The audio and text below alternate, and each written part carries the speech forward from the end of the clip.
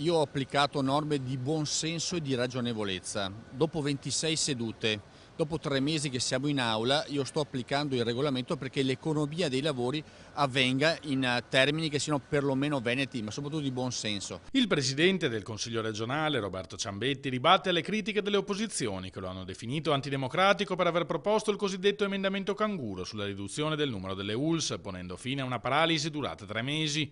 È surreale che mi accusino di zittirli, osserva, quando il tempo dedicato a questa discussione ha superato qualunque limite di buonsenso. Io ho permesso di parlare per tantissime ore. Quando ho visto che la discussione si è incagliata e da 3 settimane io devo continuamente richiamare alla questione chi si occupa appunto di parlare in aula degli emendamenti, ho capito che non c'è via d'uscita e nessuno vuole arrivare a votare qualcosa. A chi mi accusa di aver usato un cavillo del regolamento ricordo che l'ostruzionismo è espressamente vietato dallo Statuto regionale, fa presente Ciambetti, che impone di svolgere i lavori in aula nel miglior modo possibile. Io sto applicando il regolamento, ho avuto anche il supporto degli uffici, quindi non da una parte politica ma da una parte tecnica che ha valutato che quello che sto facendo è assolutamente nelle mie competenze e nelle mie possibilità. Quindi il mio intento è quello di sbloccare i lavori d'aula perché ci sono tantissimi altri provvedimenti che aspettano di essere votati dal Parlamento dei Veneti e quindi non possiamo rimanere fermi ad aspettare che qualcuno appunto